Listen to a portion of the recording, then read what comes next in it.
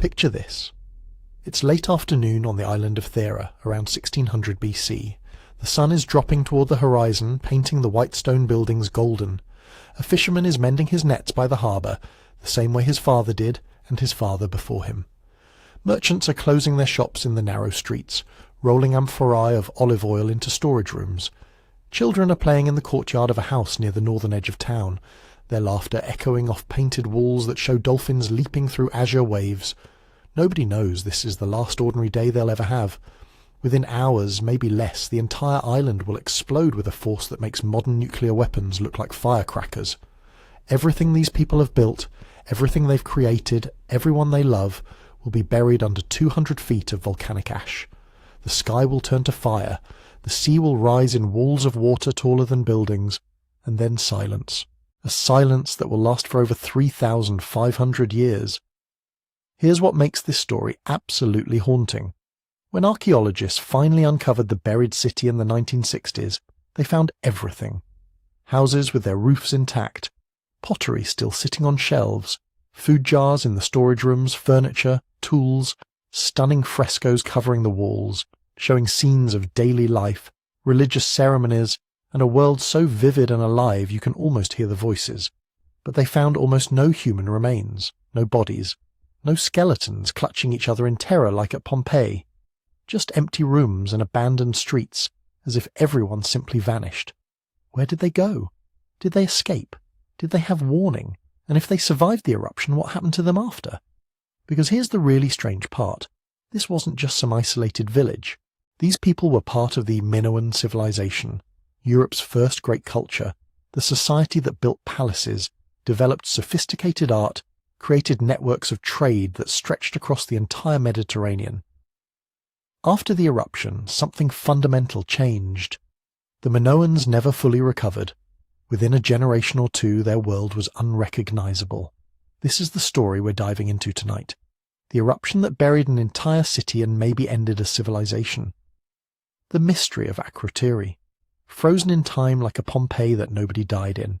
The questions that still keep archaeologists arguing decades later, and the legends, the strange echoes in ancient texts, including the possibility that this disaster gave birth to the most famous lost civilization story ever told, Atlantis. If you're the kind of person who finds these prehistoric mysteries fascinating, by the way, we've actually put together a whole book of them. Stories about vanished worlds, forgotten peoples, and the secrets written in ash and stone. You can find it at sleepytimehistory.com. Just mentioning it, because honestly, this stuff is endlessly interesting, and there's so much more than we can fit in one video. But tonight, we're starting here, on an island that's about to disappear, in a moment that will echo through history for millennia. Because what happened on Thera around 1600 BC wasn't just a natural disaster, it was a turning point, a before and after moment that changed the course of Mediterranean history in ways we're still trying to understand. The sky is about to turn to fire, and nothing will ever be the same. Before we talk about what was lost, we need to understand what was there in the first place. The people who built those houses on Thera, who painted those dolphins on the walls, who left those storage jars full of provisions, they weren't primitives living in scattered villages. They were part of something extraordinary, something that, until about 120 years ago, most people thought was pure mythology. They were Minoans, and they built Europe's first great civilization. Think about that for a second. When we picture ancient Europe, most of us imagine classical Greece, the Parthenon, Socrates, the Olympics. That's around 400 to 500 BC. Or maybe we think of Rome, which came even later. But the Minoans were building multi-story palaces with indoor plumbing when most of Europe was still living in wooden huts. They were creating sophisticated art, developing writing systems, and establishing trade networks that connected the entire Mediterranean world over 1,000 years before Athens became a power worth mentioning. The centre of their world was Crete, the large island that sits like a stepping stone between Europe, Asia, and Africa. But their influence spread across dozens of smaller islands throughout the Aegean Sea, including Thera. By 1600 BC, they'd been the dominant culture in the region for at least 6 or 7 centuries, maybe longer. Nobody's entirely sure when they started because, frankly, nobody remembered they existed at all until 1900. That's when a British archaeologist named Arthur Evans started digging at a place called Knossos on Crete. What he found was so unexpected, so completely different from anything anyone had imagined about prehistoric Europe, that it rewrote everything we thought we knew about the ancient world. He found palaces, not simple fortified compounds, but sprawling architectural complexes with hundreds of rooms spread across multiple stories. There were grand staircases, central courtyards open to the sky, elaborate drainage systems that carried wastewater away from living areas. Some palaces had what can only be described as toilets with running water. In 1700 BC. Most medieval European castles didn't have plumbing that's sophisticated.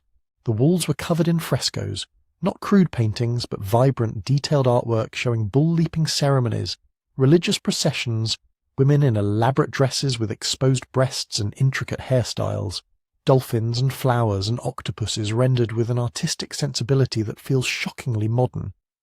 The colours somehow were still bright after nearly 4,000 years buried underground. Evans found storerooms filled with enormous clay jars, pithoi, some of them taller than a person, designed to hold olive oil, wine, grain. The storage capacity at some of these palaces suggests they were managing agricultural surpluses on an almost industrial scale. This wasn't subsistence farming. This was organised, centralised economic administration. Most intriguingly, he found tablets, hundreds of clay tablets covered in a script nobody could read. Two different writing systems, actually. One they eventually called Linear A, which we still can't decipher to this day. The other, Linear B, which wasn't cracked until the 1950s, turned out to be an early form of Greek. But Linear A, the earlier one, the one the Minoans actually spoke, remains a complete mystery. We can see the symbols, we just have no idea what they mean. Evans needed to call these people something. The ancient Greeks had legends about Crete, stories about a king Minos who ruled from a great palace and kept a monster called the Minotaur in a labyrinth beneath it. Looking at the sprawling complex at Knossos with its hundreds of interconnected rooms and winding corridors, Evans thought maybe those legends had been based on something real. So he called them Minoans. The name stuck, even though we have no idea what they actually called themselves. Now here's what makes the Minoans so unusual when you compare them to other civilizations of the same era. Around 1600 BC, Egypt was in its New Kingdom period, building massive temples and conquering territories up and down the Nile. The Babylonians were establishing one of the great empires of Mesopotamia, creating law codes and astronomical charts. In China, the Shang dynasty was developing bronze working and early forms of Chinese writing. These were all powerful militaristic societies. Conquest, warfare, and divine kingship were central to how they organized themselves. The Minoans were different, really different. Their palaces had almost no fortifications, no massive walls, no battlements, no obvious military architecture. The art doesn't glorify warfare or show kings trampling enemies. Instead, it's full of nature, religious ceremonies, and what can only be described as joy. There are paintings of people gathering flowers, dolphins playing in the sea, women in conversation, bull leapers performing what looks like a dangerous but ceremonial athletic event. Some archaeologists think the Minoans were essentially peaceful, that their island location and naval capabilities gave them security without requiring the massive armies and fortifications that mainland empires needed. Others argue we're probably reading too much into the absence of military imagery, that every complex society has conflict, we just might not be seeing it in the archaeological record. But either way, there's something distinctive about Minoan culture, something that sets it apart from the imperial conquest-focused civilizations that dominated most of the Bronze Age world. They seem to have been organized around religion, trade, and some form of centralized economic control, rather than around military power and territorial expansion. Women appear prominently in their art, often in positions that suggest high status. The famous snake goddess figurines show women in elaborate dress holding serpents, clearly performing some kind of religious function. Whether this means Minoan society was matriarchal, egalitarian, or just had different gender roles than other Bronze Age cultures, we can't say for certain, but it's notable. Most contemporary civilizations depicted women almost exclusively in domestic or subservient contexts. The Minoans were also master sailors and traders. Their pottery has been found in Egypt, Cyprus, mainland Greece, and throughout the Aegean. They exported olive oil, wine and textiles. They imported copper from Cyprus, tin from possibly as far away as Afghanistan, ivory from Syria, and precious stones from across the eastern Mediterranean. This wasn't casual trade. This was a sophisticated network of commercial relationships maintained over centuries. They built ships capable of crossing hundreds of miles of open water. They established trading posts and possibly colonies on islands throughout the Aegean. Some archaeologists think they may have had a kind of maritime empire, controlling sea routes and extracting tribute from smaller islands. Others see a looser network of trade relationships and cultural influence without formal political control. The truth is, without being able to read Linear A, without having detailed written records, we're making educated guesses based on architecture, art, and trade goods. We're trying to understand a civilization through its material culture alone. It's like trying to understand modern America by looking only at buildings and pottery without being able to read any written documents. You'd get some things right, but you'd miss enormous parts of the story. What we do know is that by 1600 BC, the Minoans were at their peak. The palaces at Knossos, Phaistos, Malea, and Zakros on Crete were thriving centres of economic and religious activity. Minoan colonies and trading posts dotted the Aegean. Their art was influencing cultures from Egypt to mainland Greece, and one of their most important outposts was on the island of Thera, where a prosperous town called Akrotiri sat on the southern coast, its painted houses rising in terraces above a harbour filled with ships. Nobody living there could have known that beneath the town, beneath the harbour, beneath the entire island, something was building. Pressure accumulating, magma rising through channels in the earth. A catastrophe unlike anything the Mediterranean world had ever seen. The Minoans had survived for centuries, maybe a millennium. They'd weathered political changes, economic fluctuations, probably natural disasters and droughts we don't even know about. But they'd never faced anything like what was coming. Imagine living in paradise with a bomb beneath your feet. That's what life was like on Thera. And for generations nobody had any reason to suspect the danger. The island sat roughly in the centre of the Aegean, a crescent-shaped piece of land rising dramatically from deep blue water. Not flat and easy like some of the Cycladic islands around it. Thera was vertical, almost theatrical.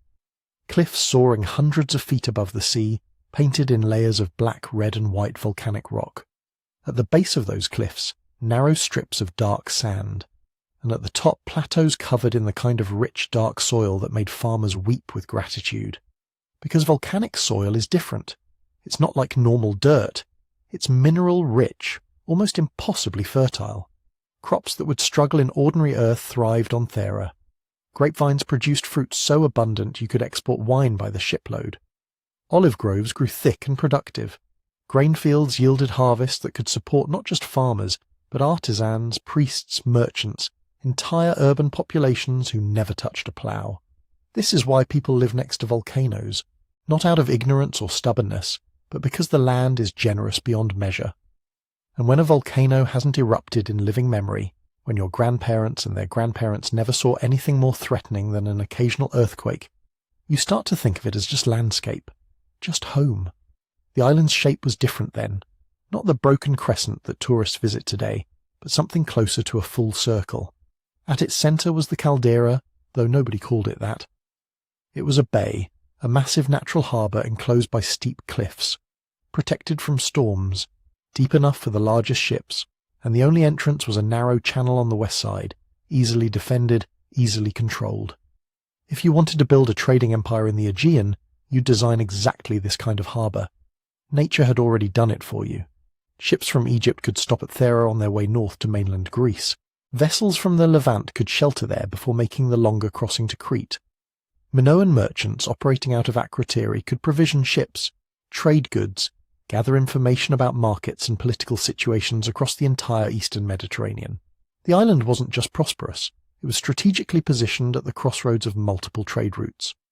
Walk through Akrotiri at sunset around 1600 BC and you'd hear half a dozen languages, Egyptian merchants haggling over prices in the marketplace, Levantine sailors loading copper ingots onto ships bound for Crete, local artisans speaking Minoan, that mysterious language we still can't understand, as they mixed pigments for the next day's work.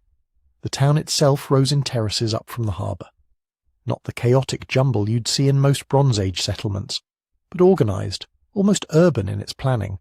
Stone houses, 2 and 3 stories tall with windows overlooking the sea, narrow streets paved with flat stones, drainage systems running beneath the streets to carry away wastewater. Some houses had indoor toilets, sophisticated plumbing that wouldn't become common in Europe again for 3,000 years. Inside those houses the walls were covered in frescoes, not in every room, not in every house, but common enough that it clearly wasn't just for the extremely wealthy. Middle-class merchants and successful traders were decorating their homes with paintings that would look at home in an art gallery today. Boys fishing, women gathering saffron, blue monkeys and swallows. Entire walls transformed into windows looking out on scenes of nature and daily life, rendered with delicate attention to movement and colour.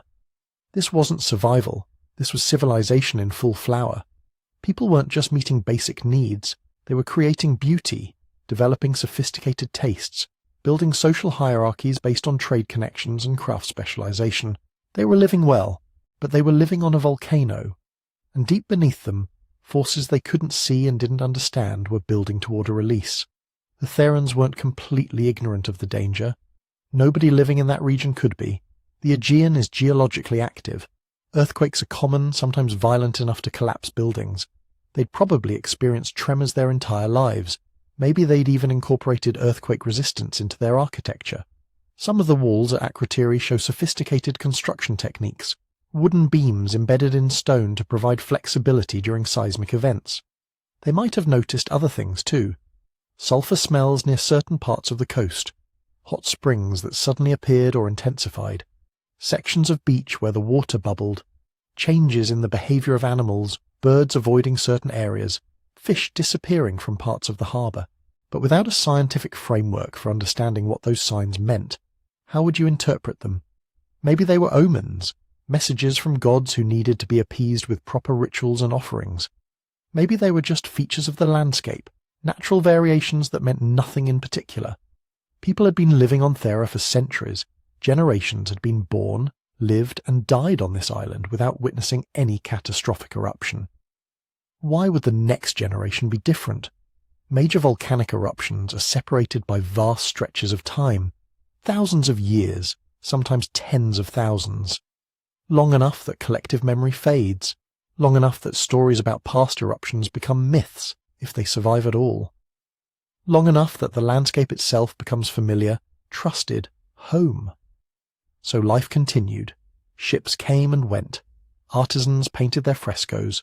Merchants accumulated wealth. Children played in streets paved with volcanic stone. And beneath it all, pressure built in chambers of magma that had been filling slowly for millennia. The Therans were living in abundance, surrounded by beauty, at the centre of a thriving trade network. Everything suggested their prosperity would continue indefinitely, that their children and grandchildren would live similar lives in similar houses, painting similar walls with scenes of similar contentment. They had no reason to suspect that within a generation their entire world would cease to exist, that Akrotiri would be buried, that the island would tear itself apart, that the harbour they depended on would become the mouth of a volcanic caldera that would remain barren and lifeless for centuries. But the earth doesn't care about prosperity or planning or the hopes of civilizations. It moves according to forces that operate on timescales incomprehensible to human lives, and those forces were about to make themselves known in the most violent way imaginable. In 1967, Greek archaeologist Spyridon Marinatos started digging on the southern tip of Santorini, convinced he'd find something extraordinary beneath the volcanic ash. He'd spent years studying the eruption, analysing ancient texts, mapping the distribution of ash deposits across the Mediterranean, and he had a theory. If Thera's eruption had been as catastrophic as he suspected, and if people had been living on the island when it happened, there had to be a settlement buried somewhere beneath all that pumice. He was right. Within weeks of beginning excavations, his team uncovered walls, then streets, then entire buildings preserved under 20 feet of ash. They'd found Akrotiri. Now, the name Akrotiri is modern. We don't know what the ancient inhabitants called their city. We don't even know what they called themselves. That knowledge was buried with them, lost when their language disappeared. But what Marinatos found beneath the ash was so remarkably preserved that people immediately started calling it the Pompeii of the Aegean. Except that comparison doesn't quite capture it, because Akrotiri is older than Pompeii by more than 1,500 years. When Vesuvius buried Pompeii in 79 AD, Akrotiri had already been buried beneath Thera's ash for 16 centuries. Think about that. The Romans looking at Akrotiri would have felt the same distance we feel looking at medieval castles. And yet the technology, the sophistication, the aesthetic sensibility evident in this Bronze Age settlement rivals anything the Romans achieved. The excavations revealed a city that had been frozen in time. 2-story buildings, sometimes 3 stories, their walls still standing to their full height. Staircases leading to upper floors that remained structurally sound after 3,500 years. Rooms with windows carefully positioned to catch the sea breeze. Doorways sized for human passage. Thresholds worn smooth by countless footsteps. The urban planning was immediately striking. This wasn't some haphazard collection of huts. The streets were laid out in a clear grid pattern. Buildings aligned with each other, walls meeting at right angles, public spaces incorporated into the design. And beneath those streets ran a drainage system sophisticated enough that modern engineers have studied it with genuine respect. Terracotta pipes carrying wastewater away from homes, stone channels directing rainwater, the whole system designed to prevent flooding and maintain sanitation in a densely populated urban environment. Some buildings had indoor toilets connected to that drainage network, actual plumbing in 1600 BC, centuries before the Greeks at their peak, more than a millennium before Rome would become an empire. The people of Akrotiri were living in conditions that most Europeans wouldn't experience again until the 19th century, but the real revelation was the walls. As excavators carefully removed the volcanic ash that had filled the buildings, they uncovered frescoes, not fragments, not faded traces, but vivid, detailed paintings covering entire walls from floor to ceiling. The ash had sealed them in darkness for 3,500 years, protecting them from light, moisture, everything that normally destroys ancient paint. When they were finally exposed again, the colours were almost as bright as the day they'd been applied. The boxing boys, 2 young males, probably adolescents, wearing nothing but belts and jewellery, locked in what appears to be a ritual combat, their bodies rendered with careful attention to musculature and movement, one throwing a punch, the other leaning back to avoid it, both figures frozen mid-motion with an accuracy that speaks to the artist's close observation of real boxers, real bodies in real motion. The fisherman, a naked figure, probably male, holding strings of fish in both hands, dozens of fish, different species, carefully distinguished by shape and marking. The figure's hair elaborate, decorated, the posture proud. This wasn't just catching food. This was abundance, skill, perhaps even ritual offering. Then there's the fleet fresco, which covers an entire room in one of the larger buildings. A narrative painting showing multiple ships travelling between coastal settlements, buildings visible on shore, people gathered to watch the vessels arrive. It's like a documentary carved in paint, showing trade routes, showing architecture, showing the interconnected nature of Aegean civilization in the Bronze Age. Scholars still study that fresco, trying to identify which ports are being depicted, which routes the ships are following, whether it represents actual geography or mythological journey. The spring fresco might be the most beautiful. Swallows darting between flowering lilies that grow from volcanic rocks. The birds captured in flight, wings spread, beaks open. The flowers impossibly delicate, petals rendered with brushstrokes so fine you can almost feel the texture. It's nature transformed into art, transformed back into something that feels more real than nature itself. What these paintings reveal goes beyond simple aesthetic achievement. They show a society that valued beauty, that had developed sophisticated artistic traditions, that possessed the wealth and leisure to employ professional artists to decorate middle-class homes. They show people who weren't just surviving, but who had built a culture rich enough that they could spend resources on pure decoration, on making their daily environment more beautiful than it needed to be for functional purposes. But here's what's strange. What's almost eerie about Akrotiri compared to Pompeii? There are no bodies. None. Not in the buildings, not in the streets, not buried in the ash. And there are no valuables. No gold jewellery left behind. No precious objects forgotten in the rush to escape. The city is empty of people, and empty of the portable wealth that Bronze Age civilizations prized most. This tells us something crucial. The people of Akrotiri had warning. Enough warning that they could organize an evacuation.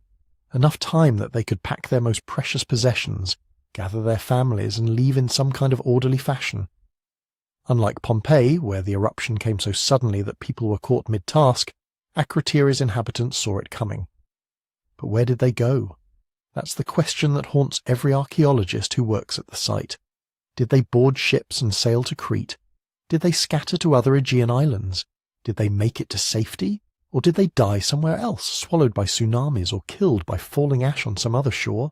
We don't know, and we may never know, because only about a third of Akrotiri has been excavated. The rest remains buried, waiting beneath ash that has protected it for millennia. Somewhere under that volcanic debris lie more streets, more buildings, more frescoes, maybe answers to questions we haven't even thought to ask yet. Maybe evidence that will reshape our understanding of Bronze Age civilization entirely. The city is still there, still waiting, silent beneath the ash. The frescoes at Akrotiri aren't just decoration. They're the closest thing we have to written history from these people. Because here's the problem. The Minoans and Therans had writing. We found it at Akrotiri and across Minoan sites.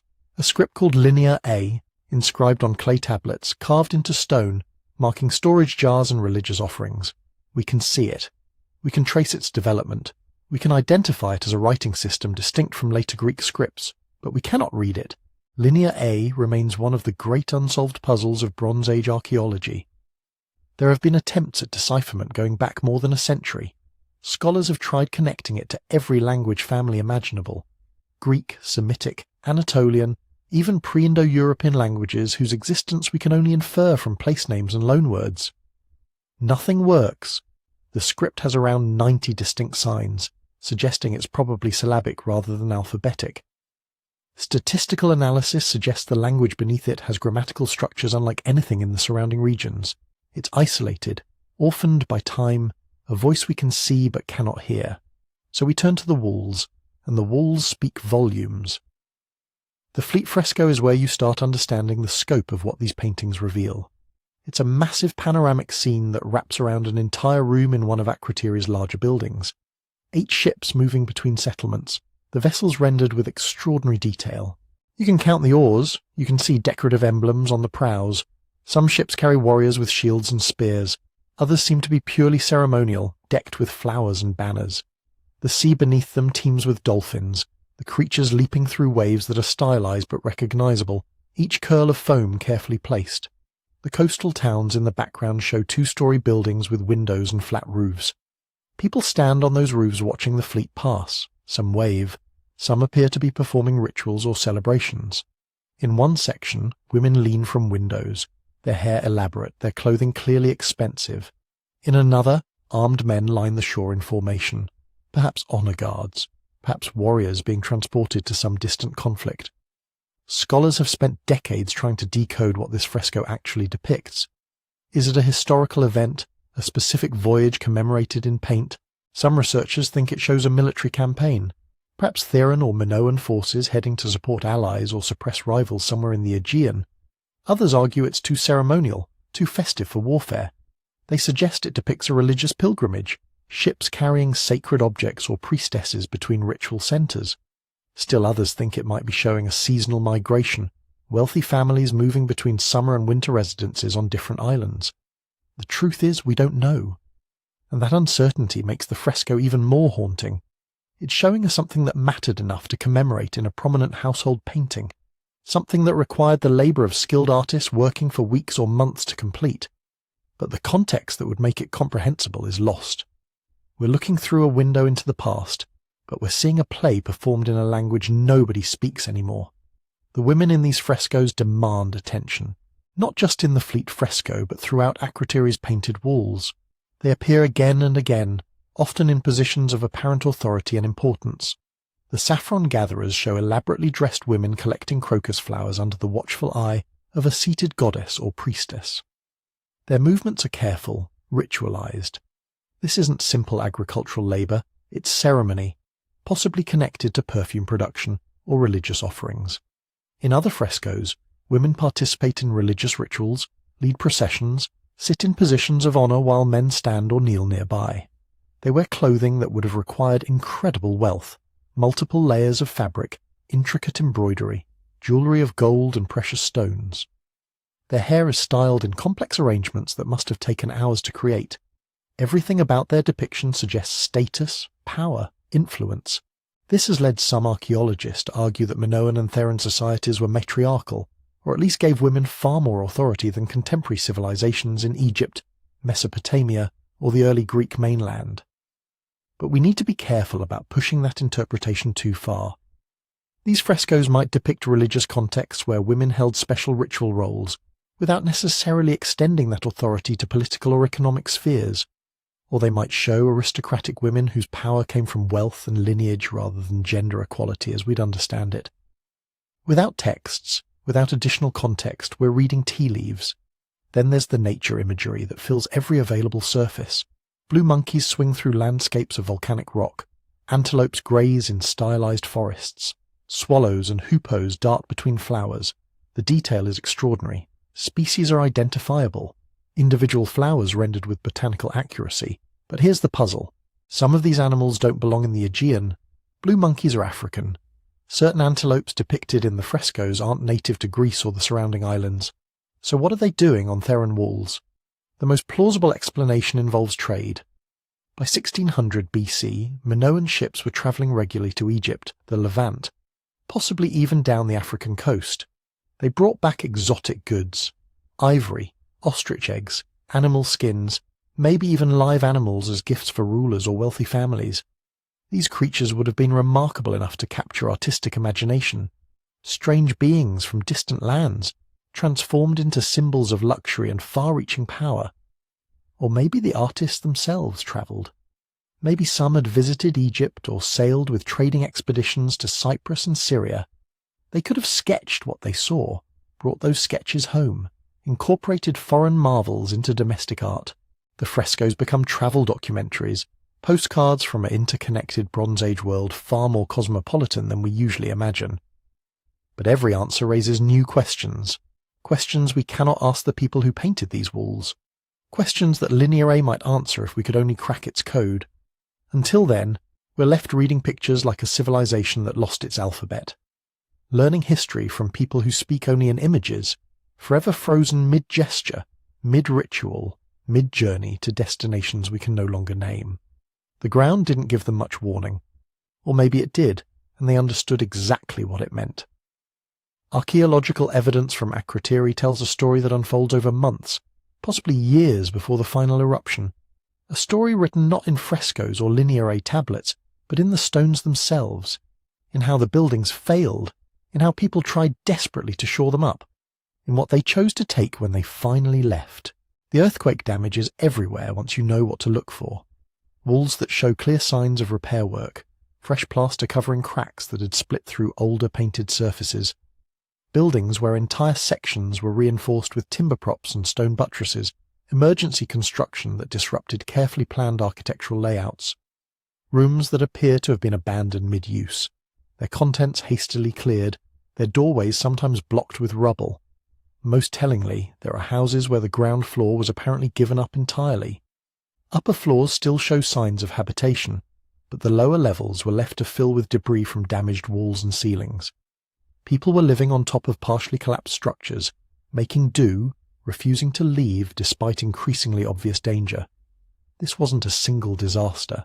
The geological evidence points to a seismic crisis that built slowly, shaking the island with increasing frequency and intensity over an extended period. Small tremors at first, the kind that make oil lamps swing and knock pottery off shelves. Then stronger quakes, powerful enough to crack walls and send roof tiles crashing into streets. Then devastating shocks that brought down entire buildings and sent people running into open squares, terrified of being crushed. Thera sits on one of the most seismically active zones in the Mediterranean. The same tectonic forces that created the volcano ensure the ground never stays quiet for long. The people living there would have been accustomed to earthquakes the way coastal dwellers grow accustomed to storms. You learn to build accordingly. You learn which tremors mean danger, and which are just the earth settling. You develop intuitions about when to worry. But this was different. This was the volcano waking up. Modern volcanology tells us what they couldn't have known. Before major eruptions, magma chambers beneath volcanoes swell and shift, as molten rock forces its way upward through cracks in the Earth's crust. This movement triggers earthquakes, lots of them, swarms of tremors that increase in frequency and magnitude as the eruption approaches. The pattern is so reliable that modern monitoring systems use seismic activity as one of the primary warning signs of impending volcanic events.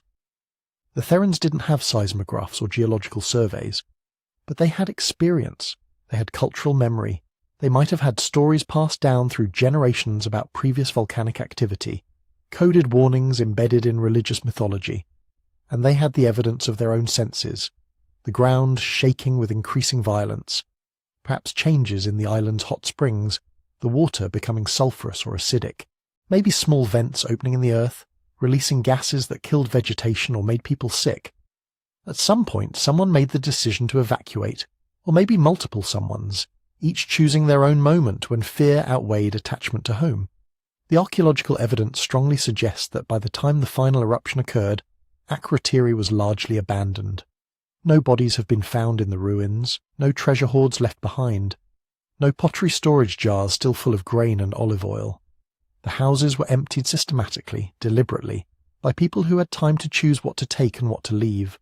Picture what that evacuation would have looked like.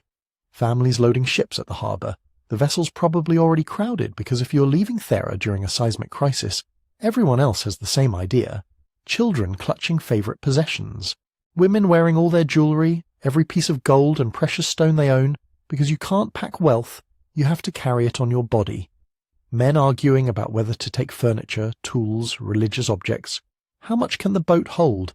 How many trips can we make before the harbour becomes too dangerous? Where do you even go? Crete is the obvious answer, just 110 kilometres south. The Minoan capital at Knossos would have seemed safe, stable, far enough from whatever was happening on Thera. Some families probably had relatives there, trading partners who could provide temporary shelter. Others might have headed to different islands in the Cyclades, spreading out across the Aegean, hoping to wait out the crisis before returning home. But not everyone would have left. There are always people who stay. The elderly who refuse to abandon homes they've lived in for decades. The stubborn who insist the earthquakes will stop, that the danger is exaggerated, that their gods would never allow such catastrophe. The poor who lack ships or connections, who have nowhere else to go and nothing to bargain for passage. The priests and priestesses who might have felt obligated to remain with their shrines, maintaining rituals that they believed could appease whatever divine anger was causing the earth to shake. Ancient peoples understood volcanic and seismic activity through the lens of divine intervention. Earthquakes were signs of godly displeasure. Volcanic eruptions were punishment, or sometimes purification. The ancient Greeks would later attribute such events to Poseidon, the earthshaker, who struck the ground with his trident when angered.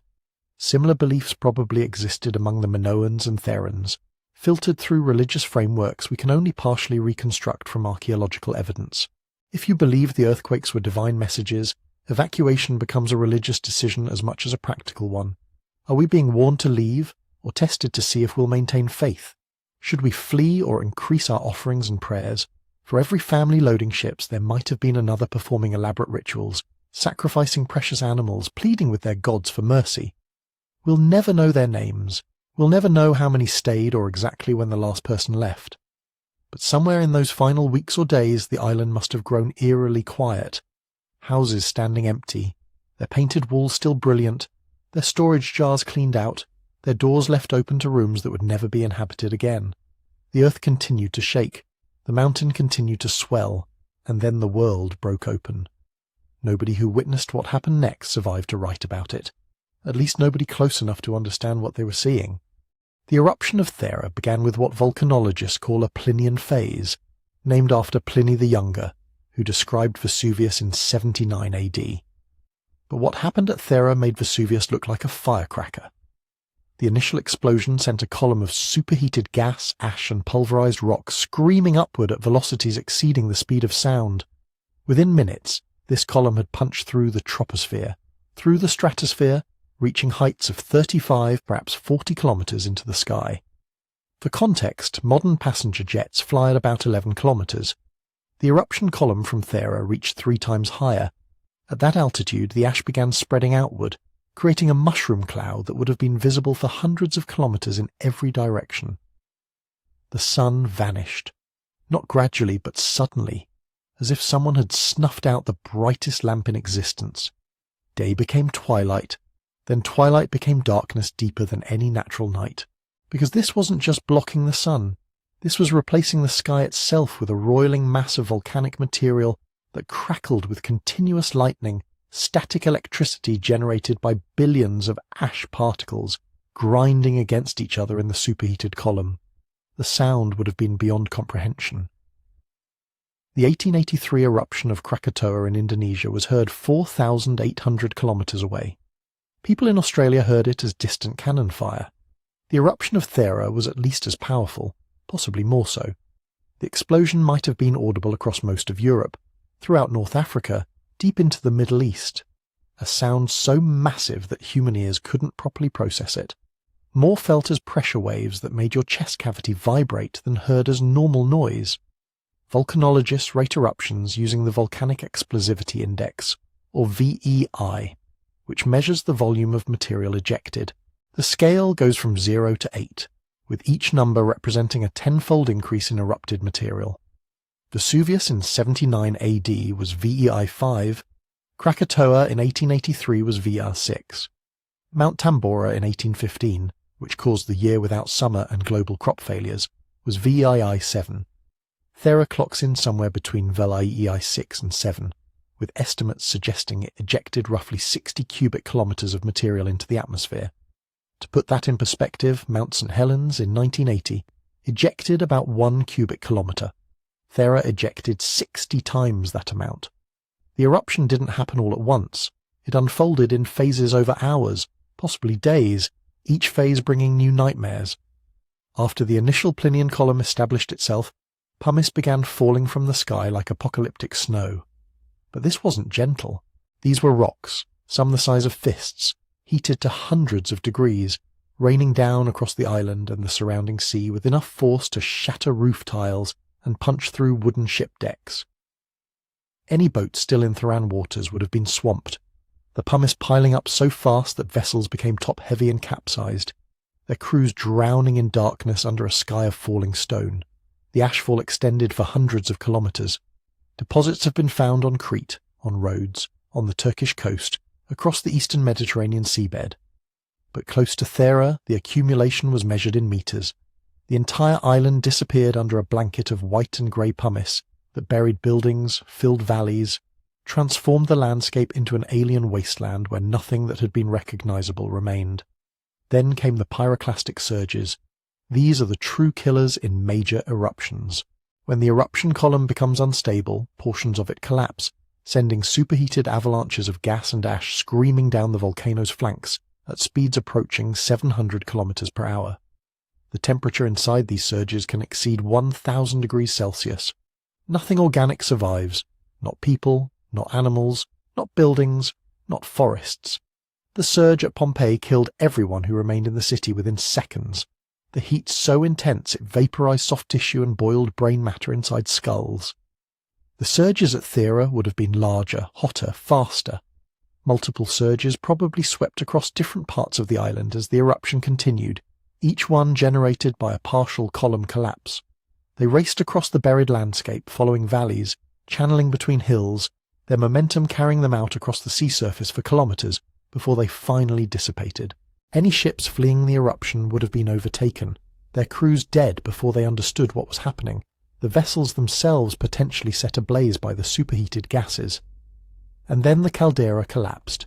This is the moment that defines Thera. The magma chamber beneath the volcano had emptied itself into the atmosphere so violently that the overlying rock no longer had support.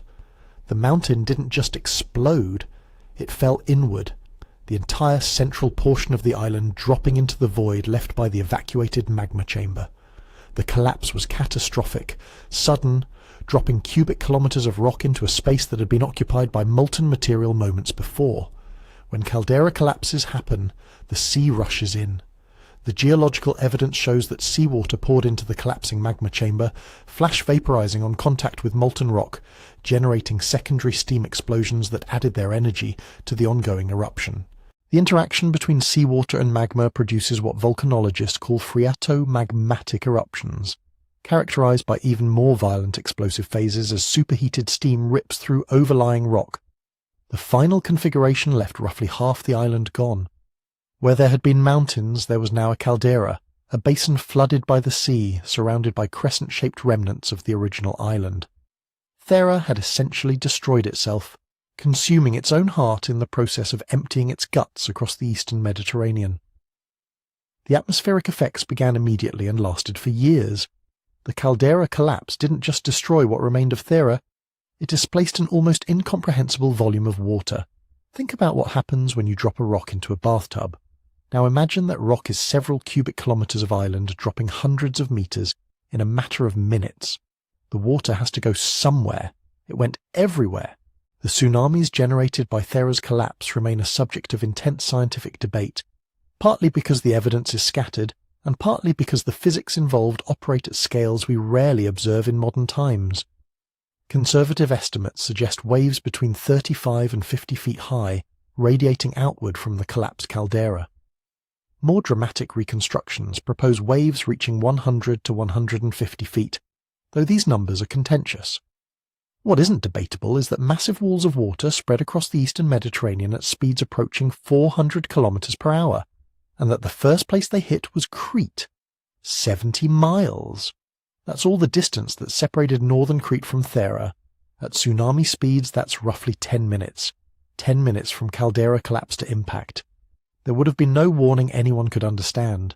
Perhaps a few minutes of strange ocean behavior, the water pulling back from beaches in ways that might have seemed curious or ominous. Then the wave arrived. The northern coast of Crete faces directly toward where Thera had been. Harbour towns, fishing villages, the naval installations that protected Minoan trade routes, all of them sat directly in the path of multiple tsunami waves. Because there's never just one wave. The initial displacement generates a series, sometimes a dozen or more, each one potentially carrying the energy to devastate coastal settlements. The first wave might not even be the largest. Sometimes the second or third wave is the killer, arriving when survivors have emerged from wherever they sheltered during the first impact. Archaeological evidence of tsunami damage on Crete is suggestive but complicated. Excavations at coastal sites have revealed layers of marine debris, pumice, and broken pottery that some researchers interpret as tsunami deposits. At Amnissos, the harbour town that served Knossos, excavators found a destruction layer that might represent wave damage. Building foundations show signs of lateral displacement, the kind of pushing force that water can exert. Marine shells and beach pebbles appear in contexts where they shouldn't be, pushed inland by something powerful enough to carry ocean materials far beyond normal tidal reach. But proving tsunami damage archaeologically is surprisingly difficult. Earthquakes can produce similar patterns of destruction. Storm surges can push marine materials inland. Time and subsequent human activity can disturb or erase the evidence. Some scholars argue the tsunami impact was devastating. Others suggest it was localized, damaging only the most exposed harbours. The truth probably lies somewhere between, with certain sections of the northern coast receiving catastrophic damage, while more sheltered areas suffered less. What we can say with certainty is that the eruption's effects extended far beyond Crete. Tephra from Thera, the ash and pumice ejected during the eruption, has been found across an area spanning roughly 300,000 square kilometres.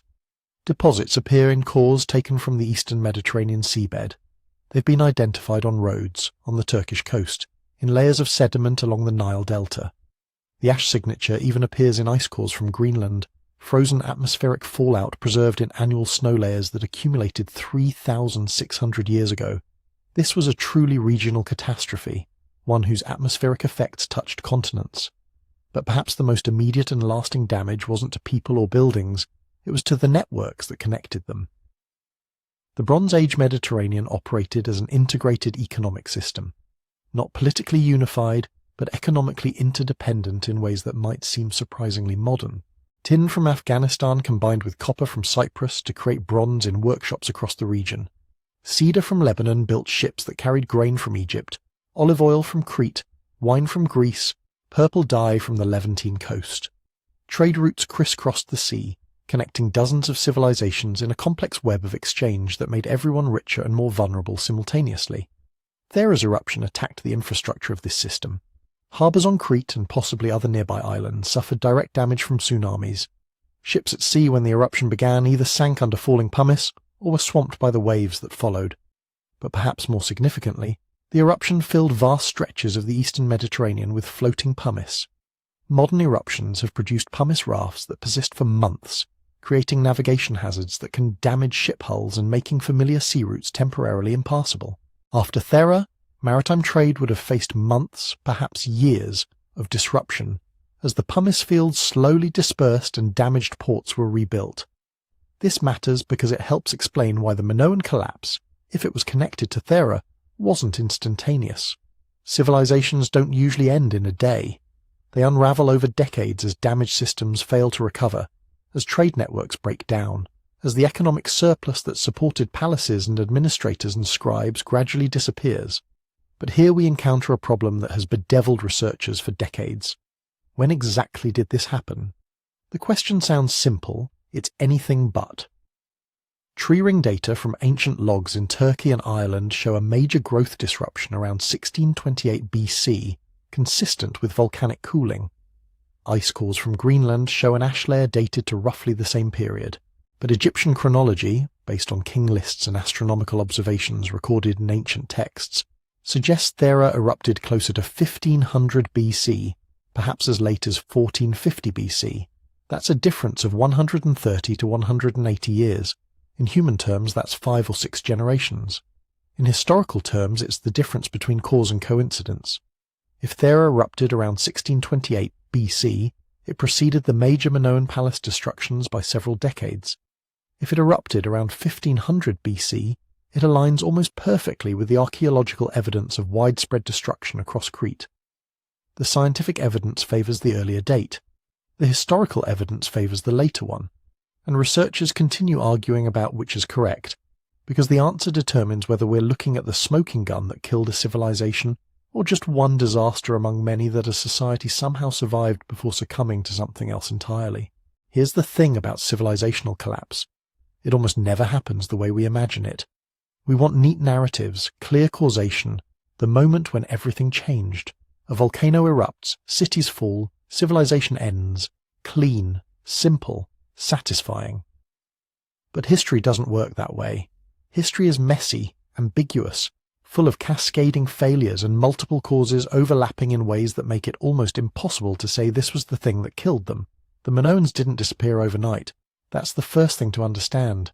After the Theran eruption, whatever date we assign it, Minoan civilization continued. Palaces still stood. Scribes still kept records in linear A. Ships still sailed from Cretan harbours carrying the goods that made the Minoans wealthy. But something had changed. The trajectory was different. Like a person who survives a major illness but never quite recovers their former strength, Minoan society entered a period of visible decline, and the question that haunts researchers is whether Thera caused that decline or merely coincided with it. The timeline is complicated by the very thing we're trying to understand. Archaeological evidence shows that Crete's palaces were destroyed and rebuilt multiple times across the Bronze Age. Knossos, burned around 1700 BC, was rebuilt bigger and better. Phaistos suffered destruction and reconstruction. This wasn't unusual. Bronze Age palaces burned regularly, sometimes from earthquakes, sometimes from accidents, sometimes from warfare or internal conflicts we can no longer reconstruct. What matters is what happened after each destruction. Did the society recover quickly, building back stronger, or did each blow leave them weaker than before? After Thera, the pattern changes. The palaces rebuild one more time, but differently, less grandly, with fewer resources, and then around 1450 BC, give or take a few decades depending on whose chronology you trust, something catastrophic sweeps across Crete.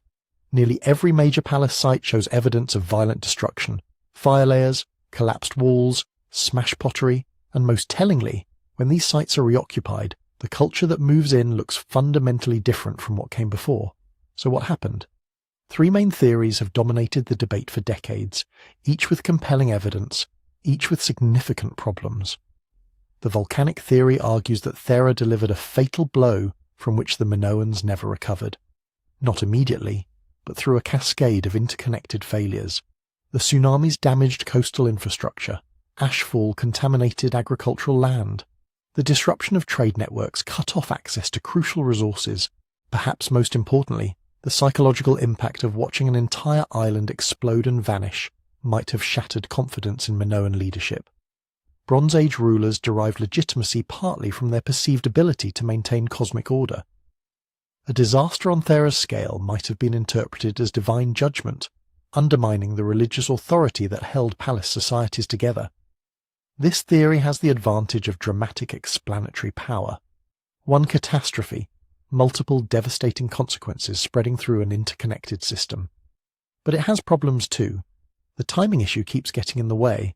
If Thera erupted in 1628 BC, why did the major palace destructions wait until 1450 BC? That's not a collapse. That's a slow decline with the actual coup de grace coming from somewhere else entirely. Which brings us to the second theory, the Mycenaean conquest. Around 1450 BC, give or take, a new power was rising on mainland Greece. The Mycenaeans, centred on fortified citadels at Mycenae, Tiryns and Pylos, were building a warrior culture that looked nothing like the Minoans. Their art celebrated combat. Their palaces were fortresses, surrounded by massive walls that archaeologists call Cyclopean because later Greeks thought only giants could have built them, and they were expansionist, constantly looking for new territories to control. The Mycenaean theory proposes that these mainland warriors, seeing Crete weakened by Thera and its aftermath, launched an invasion that conquered the island and ended Minoan independence. The evidence for this is primarily linguistic and cultural. Around 1450 BC, Linear A, the still undeciphered script the Minoans used, disappears from administrative records. It's replaced by Linear B, which we can read because it's an early form of Greek, the language of the Mycenaeans. The iconography changes too. Warrior imagery becomes common where it was once rare. Burial practices shift towards styles practiced on the mainland. Even pottery styles become more Mycenaean. This looks like conquest, new language, new rulers, new culture imposed on an existing population. But conquest doesn't happen in a vacuum. Why were the Mycenaeans suddenly able to take Crete when they hadn't before? Perhaps because Thera had weakened the Minoans enough to make them vulnerable. Perhaps because decades of slow decline had hollowed out Minoan military capacity. The Mycenaean invasion might have been the final blow, but Thera could still have been the wound that made the final blow possible. Which leads us to the third theory, the one that's probably closest to whatever truth we can reconstruct from fragmentary evidence. The cascade theory proposes that Thera didn't kill the Minoans directly, but triggered a series of interconnected crises that took decades to fully unfold.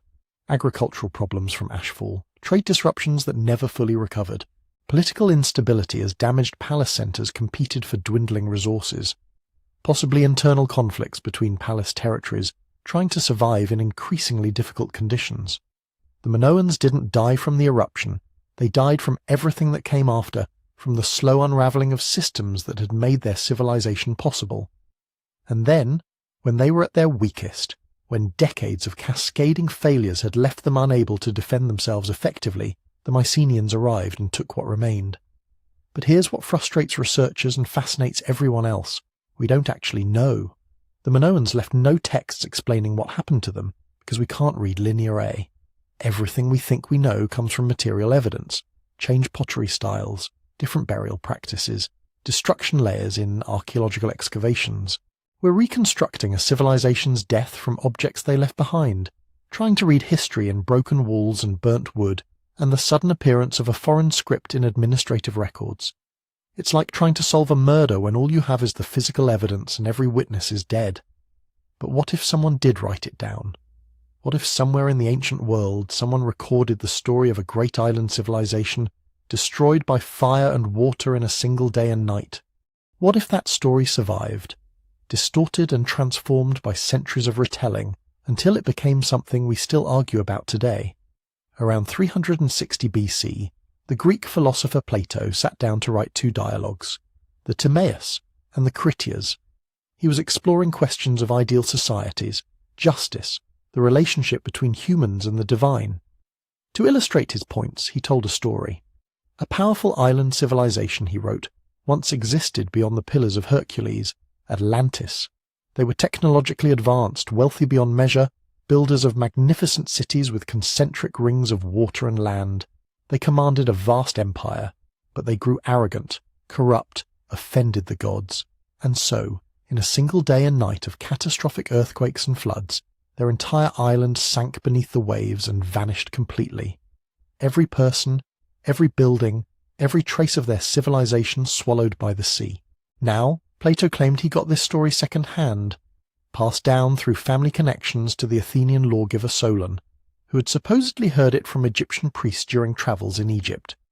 They told him about this lost civilization, destroyed 9,000 years before Solon's time, a morality tale about hubris and divine punishment, preserved in Egyptian temple records when all memory of it had vanished from Greek sources. Most scholars read this and said, obviously it's fiction. Plato invented Atlantis as a philosophical device, a thought experiment about political corruption and the fate of civilizations that abandon justice. The whole thing is too convenient, too perfectly suited to his philosophical arguments to be real history. Besides, the geography doesn't work. Beyond the Pillars of Hercules, that's the Atlantic Ocean. There's no evidence of any lost civilization out there. The timeline is absurd. 9,000 years before Solon puts Atlantis somewhere around 9,600 BC. Deep in the Stone Age, millennia before anyone was building advanced civilizations anywhere. But then archaeologists started digging on Crete and Thera, and suddenly Plato's impossible story started looking uncomfortably familiar. An advanced island civilization. Check. Destroyed by catastrophic geological violence. Check. Earthquakes and floods. Well, Thera gave them both, the eruption itself and the tsunamis that followed. Swallowed by the sea. Not literally, but close enough. The northern half of Thera did collapse into the ocean. Minoan coastal settlements were overwhelmed by waves. From a certain perspective, especially if you're an Egyptian priest hearing fragmentary reports from traumatized refugees, it might look like an entire civilization sinking beneath the waves. The parallels kept stacking up. Plato describes Atlantis as having sophisticated architecture, elaborate water management systems, ritual bull games. The Minoans had all of these. He mentions a powerful navy and extensive trade networks. The Minoans had those too. He describes a sudden catastrophic end. The Theran eruption fits perfectly. Even the concentric rings of water and land in Plato's description look suspiciously like the caldera formation at Thera, circular bands of sea and island created when the volcano's center collapsed. So maybe, some researchers suggested, maybe Plato wasn't inventing. Maybe he was passing on a distorted memory of real events. The story could have travelled from Crete to Egypt through established trade connections. Egyptian records were meticulous, preserved in temple archives for centuries. When Solon visited Egypt around 590 BC, roughly 900 years after Thera erupted, Egyptian priests might have still had records of this catastrophic event. They told Solon, he told his descendants. Eventually the story reached Plato, who recognized its philosophical potential and embellished it for his own purposes. The most intriguing part of this theory involves the numbers. Plato says Atlantis was destroyed 9,000 years before Solon's time. But what if that's a mistranslation or misunderstanding? The Egyptian counting system used different symbols for hundreds and thousands. What if the original Egyptian account said 900 years, and somewhere in the chain of transmission, centuries became millennia? 900 years before Solon puts you right around 1500 BC, exactly when Thera would have erupted by the lower chronology. Suddenly the timeline works. It's compelling, almost too compelling, which is why most serious researchers remain skeptical. The problems are hard to ignore. The geography really doesn't match. Plato specifically places Atlantis beyond the Pillars of Hercules in the Atlantic Ocean. You can't hand-wave that away by saying he got confused about where Thera was. The Mediterranean and the Atlantic are not the same place. The Egyptians knew geography. Solon knew geography. Plato certainly knew geography. And the philosophical function of the Atlantis story in Plato's dialogues is too perfect, too precisely crafted to his arguments about justice and political decay. It reads like allegory because it probably is allegory. Plato inventing a cautionary tale about civilizational hubris by weaving together mythological elements, philosophical concepts, and maybe, just maybe, some half-remembered stories about real catastrophes in the distant past. But here's why the Atlantis connection won't die, no matter how many academics dismiss it. We want it to be true. Not because we need Plato to be historically accurate, but because the story of Atlantis taps into something deep in human psychology. The lost golden age, the civilization that achieved greatness and then fell, the warning from the past about what happens when societies grow too confident, too corrupt, too disconnected from the values that made them strong. Every culture has versions of this story. The flood myths found across every civilization, the tales of cities swallowed by divine wrath, the persistent belief that we're living in diminished times, that our ancestors knew secrets we've forgotten. Thera gives us something concrete to attach these universal myths to. Real evidence of a real catastrophe that destroyed a real civilization. The ash layers and tsunami deposits and abandoned cities aren't metaphors, they're history. And if Atlantis is just a distorted memory of Thera, then maybe all those flood myths and lost civilization stories have kernels of real catastrophes buried inside them. Maybe humanity has been trying to remember its traumatic past through stories for thousands of years. That's what keeps the Atlantis theory alive, not the evidence, which remains ambiguous at best, but the desire to believe that our legends mean something, that they're not just fantasies but ancestral memories of real events, too terrible to forget. But Atlantis wasn't the only ancient story that started looking strangely familiar after archaeologists uncovered what Thera had done to the Mediterranean world. There was another text, one that billions of people know by heart, that describes a series of catastrophes befalling an ancient civilization right around the same time the volcano erupted, the biblical plagues of Egypt. Now the connection here requires some serious chronological gymnastics, and we'll get to that. But first, just listen to what the Book of Exodus describes. Darkness that could be felt, lasting 3 days, so thick it extinguished lamps and terrified everyone who experienced it. Water turning to blood, becoming undrinkable, killing fish throughout the land. Hail mixed with fire falling from the sky, destroying crops and killing livestock. Pestilence and boils afflicting humans and animals alike. And finally, the deaths of the firstborn, a catastrophe so complete it broke the will of the most powerful kingdom in the ancient world. These aren't vague mythological events. They're specific, visceral, the kind of details that come from lived experience or very good storytelling.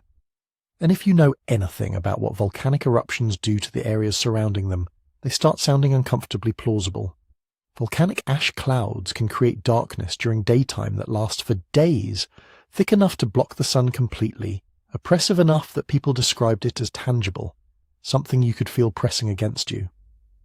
Ash fallout mixing with water creates a reddish, toxic slurry that would make rivers undrinkable and kill aquatic life.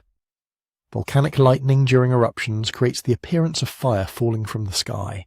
Ash and pumice raining down would destroy crops exactly like hail, and the gases and particulates released by major eruptions are known to cause respiratory diseases and skin conditions in exposed populations.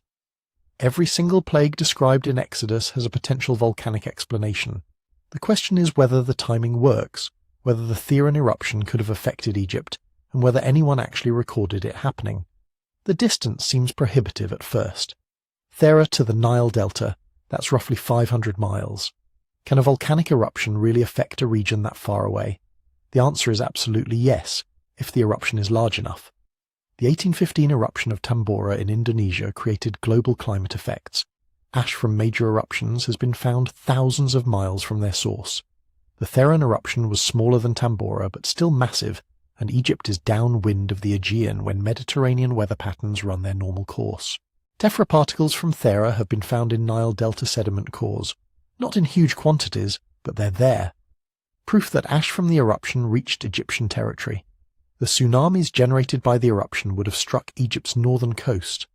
Not with the devastating force they hit Crete.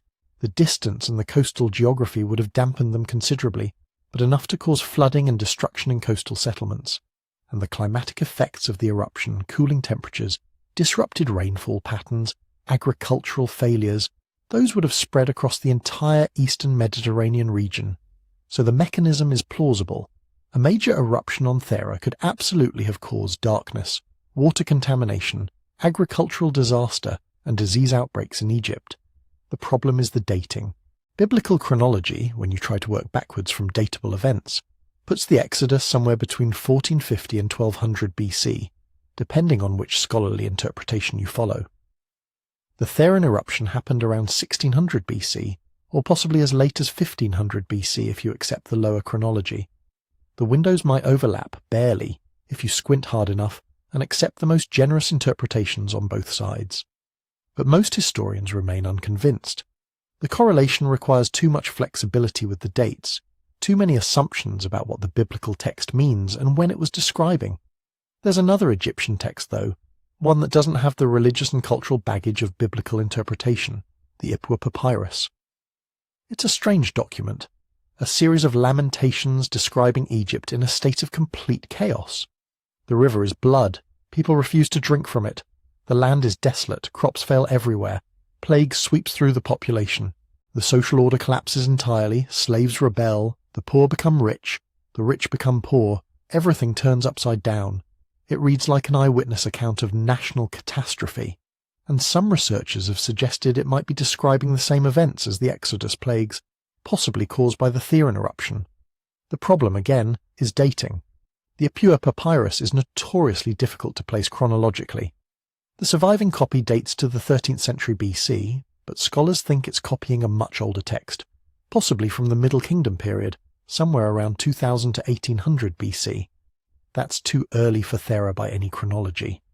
Others argue the text might describe events from the Second Intermediate period, which would put it closer to the right time frame, but there's no consensus. Without better dating, the Ipuwer Papyrus remains frustratingly ambiguous, a possible echo of catastrophe that we can't quite connect to any specific event. But Egypt wasn't the only civilization keeping records in the mid-2nd millennium BC. Chinese chronicles from the Shang dynasty period describe years of unusual weather during what might correspond to the 17th or 16th centuries BC, prolonged cold, crop failures, yellowing of the sun. Mesopotamian texts mention droughts and famines during roughly the same period. None of these records specifically mention volcanic eruptions, but they're describing exactly the kind of climatic disruptions a major eruption could cause. The evidence is scattered, ambiguous, impossible to connect definitively, but it suggests something important. A volcanic event as massive as Thera didn't just affect the immediate region. It rippled outward through climate, through trade disruptions, through refugee movements, through stories told and retold until they transformed into mythology. The Greek flood myth of Deucalion describes the gods sending a great deluge to destroy humanity, with only Deucalion and his wife surviving by building a chest and floating to safety. The story places this flood vaguely in the distant past, but some researchers note that tsunami mythology and volcanic destruction could easily merge in cultural memory until they became a single, catastrophic flood sent by angry gods. We'll probably never know for certain whether the Exodus plagues or the Ipuwer lamentations or the Chinese weather records were actually describing effects of the Thera eruption. The chronological uncertainties are too large, the textual interpretations too contested, but what these possible connections show us is how a single catastrophic event can echo through the historical and mythological records of multiple civilizations, transformed by distance and time and cultural interpretation until it becomes something larger than history. A story about divine judgment, cosmic disorder, the fragility of human civilization in the face of forces we cannot control. The texts are ambiguous, the dates are uncertain, the connections are possible but not provable. And that brings us to something fundamental about Thera, about Akrotiri, about the Minoans themselves. For all we've learned, for all the spectacular discoveries archaeology has given us, there are still enormous holes in our knowledge, questions that remain not just unanswered but possibly unanswerable. Mysteries that will likely endure as long as people study the ancient world. Start with the most basic question, the one hinted at in the title of this entire story. What happened to them? The people of Akrotiri, the refugees who evacuated before the final eruption, where did they go? We know they left. The absence of bodies proves that much. They gathered their valuables, performed their rituals, closed their doors and walked away from one of the most prosperous towns in the Bronze Age Mediterranean. Then they vanished from the archaeological record. No mass resettlement has been identified. No sudden population increase shows up at other Minoan sites that could be explained by Theran refugees arriving in large numbers. No distinctive Theran pottery styles or architectural techniques appear elsewhere that would indicate these people brought their cultural traditions to a new home. It's possible they dispersed, small groups absorbed into existing communities across Crete and the other islands. Maybe they lost their distinct identity within a generation, becoming simply Minoans rather than Therans. Or perhaps they tried to return too soon, settling on the ash-covered ruins of their island only to be killed by later eruptions or the impossible conditions. Maybe they took to the sea, became traders and wanderers, and their descendants are scattered across the Mediterranean with no idea where their ancestors came from. We might never know. Entire populations can disappear from history, leave no trace we can recognize millennia later. The refugees of Thera might be one of those vanished peoples, their fate remaining forever uncertain. Then there's the script. Linear A, the undeciphered writing system that appears on tablets and pottery across Minoan Crete. We can read the numbers, we've figured out the basic structure, we know it's recording economic transactions, religious dedications, administrative records. But we cannot read the actual words. Linear B, used by later Mycenaean Greeks, was cracked in the 1950s. It turned out to be an early form of Greek, and once scholars realized that, the whole system unlocked. But Linear A represents a completely different language, one that has no known descendants, no related texts we can use for comparison. Linguists have been trying for decades. They've attempted every possible connection, suggested it might be related to Luwian, to Etruscan, to ancient languages from Anatolia or the Near East. Nothing works. The script remains stubbornly silent. If we could read Linear A, everything would change. We'd know what the Minoans called themselves, what they called their gods, how they understood their own history. We'd have their version of events, their description of what happened when the sky turned dark and the earth shook and the waves came. We'd know if they remembered the volcanic eruption in their myths, if they wrote poems about the island that burned, if they kept records of the refugees and where they went. But we don't have any of that. We have the tablets, hundreds of them, covered in neat rows of symbols we can see but cannot understand, messages from a lost civilization that we lack the key to decode. And even if we could read their words, we still wouldn't fully understand their minds. Minoan religion remains fundamentally mysterious, despite all the spectacular imagery they left behind. The bare-breasted goddess figures holding snakes in both hands. What did they represent? A single deity? Multiple goddesses? Priestesses performing rituals? We see the bull-leaping frescoes, young athletes vaulting over charging bulls, but we don't know why. Was it sport, religious ceremony, coming-of-age ritual, human sacrifice that evolved into something less lethal? The caves filled with offering deposits, bronze weapons and ceramic vessels left in the darkness. Who were they for? Gods who lived underground? Ancestors? Spirits of the earth itself? We can describe what we see. We can note patterns, make comparisons to later Greek religion, suggest possibilities. But we're looking at the material remains of belief systems that were already ancient when Thera erupted. Symbolic languages we don't speak, rituals whose meanings were probably complex even to the people performing them. Every fresco, every seal stone, every religious artifact raises more questions than it answers, and most of Akrotiri is still underground. Estimates suggest archaeologists have uncovered maybe 30% of the ancient town. The rest remains exactly as it was the day the ash fell. Sealed rooms full of artifacts nobody has seen in 3,600 years, entire neighborhoods waiting to be excavated. Who knows what's still down there? More frescoes certainly, more insights into daily life.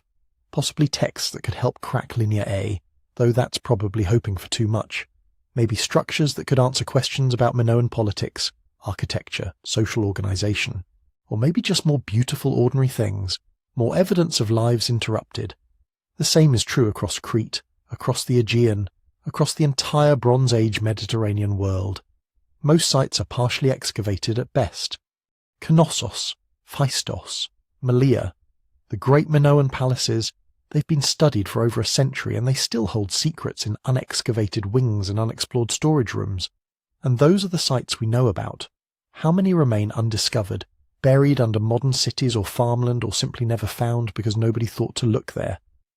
Which raises the biggest question of all. How much are we missing? Not just about the Minoans, but about human history in general. Civilizations rise and fall. Some leave massive stone monuments that survive millennia. Others build with wood and mud brick and leave almost nothing. Some are destroyed gradually by climate change and economic decline, giving people time to scatter and carry their stories elsewhere.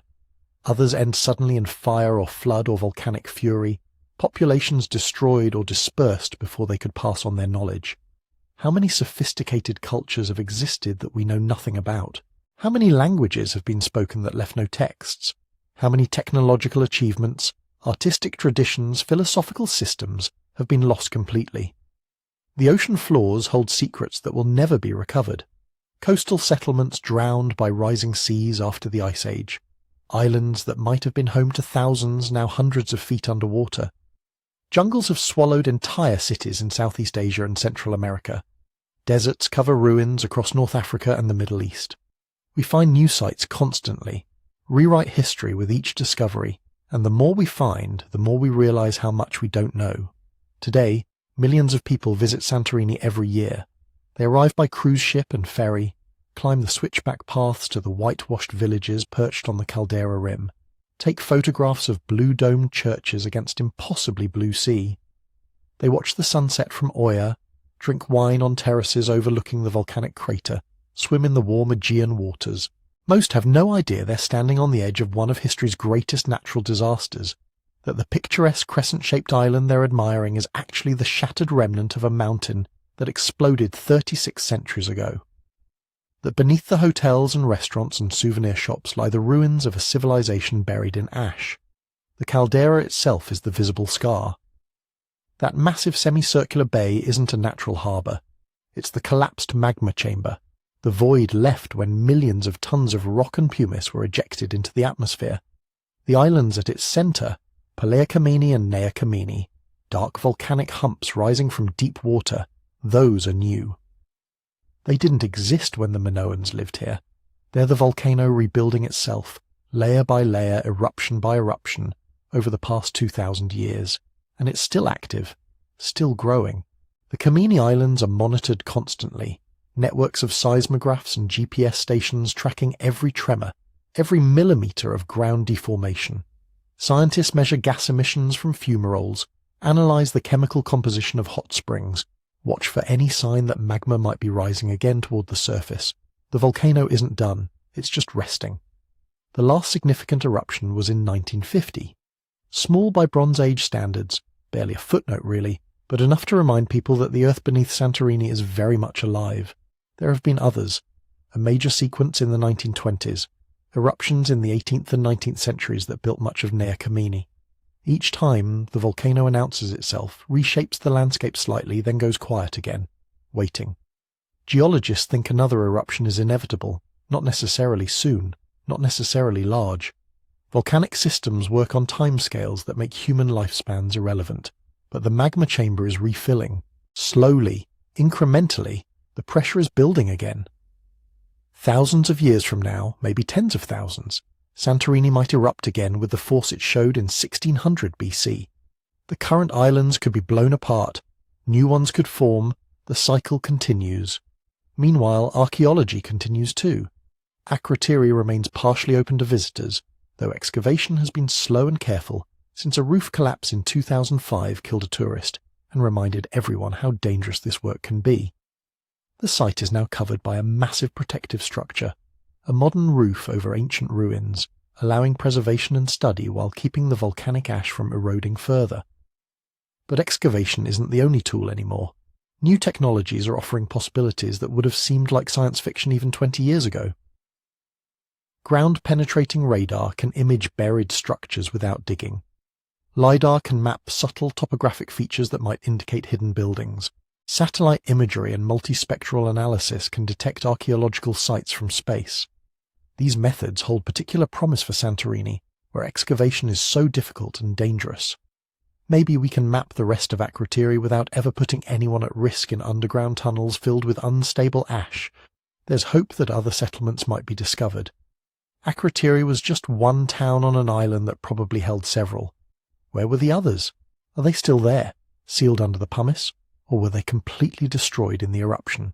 If they exist, if we can find and study them, each one adds pieces to the puzzle. Each gives us more data about who these people were, how they lived, what happened to them. And perhaps that's the real poetry of Santorini. Not just the physical beauty of the place, though that's undeniable. Not just the spectacular preservation of Akrotiri, though that continues to astonish. It's the combination of loss and memory, a civilization of remarkable sophistication, artistic achievement and apparent prosperity, frozen in a moment of catastrophe, Its people vanished completely, scattered into the currents of history without leaving a clear trace, their language unreadable, their fate unknown. Yet their houses still stand, their paintings still glow with colour, their pottery and tools and jewellery still speak across millennia about ordinary human lives. Standing on the caldera rim, looking down into that blue water hundreds of feet below, you're standing on the edge of fragility. Everything we build, every city and monument and work of art, exists at the mercy of forces we don't control. The Earth is patient but not inert. The climate is stable until it isn't. Civilizations that seem permanent can vanish in a generation, leaving only fragments for their descendants to puzzle over. But you're also standing on the edge of persistence. The memory of what happened here has survived, transmitted through myth and legend, through Greek stories of Atlantis and Egyptian tales of great disasters, through the simple fact that people kept living on this island despite the volcano's presence. And now, through archaeology, through the painstaking work of scholars who reconstruct vanished worlds from ash and pottery shards. The past isn't truly lost as long as people care enough to look for it, as long as we're curious about the lives that came before ours, as long as we're willing to ask questions knowing many will never be answered. The Minoans of Thera are gone, but they're not forgotten. Their beautiful painted walls still speak, even if we don't fully understand the language. Their empty rooms still wait, preserved in volcanic glass, for anyone patient enough to listen. So let's return to where this story began. An ordinary evening on an island in the Aegean, 36 centuries ago, families gathering for meals, children playing in narrow streets, artists putting finishing touches on frescoes that would never be completed, fishermen checking their nets, potters shaping clay, all the small familiar rhythms of daily life that make up a civilization. And then the mountain broke open, and after the fire and ash and darkness, after the tsunami and the shockwaves and the collapsing palaces across the sea, there was silence. The kind of silence that follows total destruction. The kind that erases not just buildings but voices, stories, entire ways of being human that can never be recovered. What the Minoans and Therans left behind isn't just ruins, isn't just spectacular frescoes of blue monkeys and boxing children and ships sailing calm seas. It's something more fundamental than that. A reminder that everything we consider permanent is actually temporary, that civilizations which seem invincible, which produce art and architecture and engineering that fills us with wonder, can vanish so completely that their own descendants forget they existed. But also this, the search for their stories, the patient work of remembering, the refusal to let them disappear into complete silence, that's what makes us human. That's what separates us from the volcanic forces that can bury cities in a single afternoon. The Earth doesn't remember. It just continues its vast geological processes, indifferent to everything happening on its surface. But we remember. We dig through ash. We preserve fragments. We study faded paintings and broken pottery and try to reconstruct voices from beneath the ruin. We don't do this because we'll ever fully succeed. The Minoans will never speak to us directly. We'll never know their language or hear their music or understand exactly what they believed about gods and death and the meaning of existence. We do it because the attempt itself matters, because choosing to remember is an act of defiance against the silence that wants to swallow everything. Standing at Akrotiri, looking at those empty rooms and vibrant walls, you're witnessing something remarkable. Not just ancient history, but the human impulse to preserve it. To say that these lives mattered, these people mattered, even though they're gone and we don't know their names and never will. They painted monkeys on their walls and buried their children with care and watched the same moon rising over the same sea we see now. They were here. And we remember them as best we can. Maybe that's enough. Maybe that's all any of us can hope for. To leave something behind that makes future people pause and wonder and feel connected across the vast distance of time. The Minoans managed it accidentally, through catastrophe and volcanic preservation. But they managed it nonetheless. Their voices still whisper from beneath the ash, if we're patient enough to listen. If you've enjoyed this journey into one of history's most beautiful mysteries, I'd love if you'd like this video, leave a comment, and subscribe for more stories from the ancient world. Tell me where you're listening from too. There's something special about knowing this story is reaching people in dozens of countries, all of us connected by curiosity about those who came before. And if you want to explore more prehistoric secrets and ancient mysteries, Check out our Sleepy Time History book at sleepytimehistory.com. It's full of stories like this one, civilizations that vanished, puzzles that remain unsolved, and the enduring human drive to understand where we came from. Until next time, sleep well and keep wondering.